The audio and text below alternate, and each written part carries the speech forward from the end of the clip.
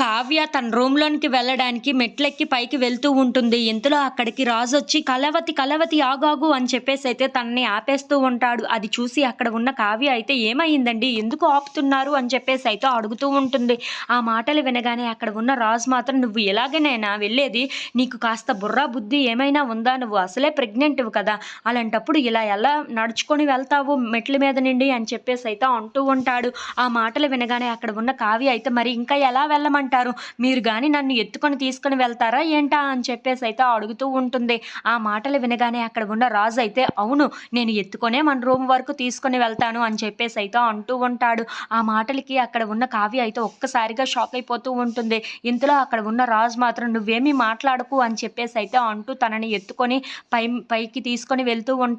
అది చూసి అక్కడ ఉన్న కావ్య అయితే రాజు వైపు అలా చూస్తూ ఉండిపోతుంది. ఇంతలో అక్కడ ఉన్న రాజు కూడా కావ్య వైపు అలా చూసుకుంటూ మెట్లెక్కైతే తన రూమ్‌కి తీసుకొని వెళ్తూ ఉంటాడు.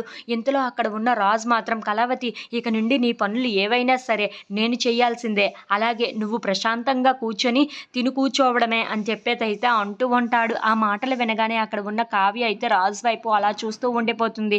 "ఇక నుండి నీకు కష్టం అనేది ఏమీ తెలియకుండా నేను చూసుకుంటాను కదా" అని చెప్పేసైతే అంటూ ఉంటాడు. ఆ మాటలకి అక్కడ ఉన్న కావ్య అయితే చాలా ప్రేమగా రాజు వైపు చూస్తూ ఉండిపోతుంది. ఇంతలో అక్కడ ఉన్న రాజు మాత్రం "అవును కావ్య, ఇక నుండి అన్ని పనులు నేనే చూసుకుంటాను. నిన్ను దగ్గరుండి నేనే చూసుకుంటాను" అని చెప్పేసైతే అంటూ ఉంటాడు.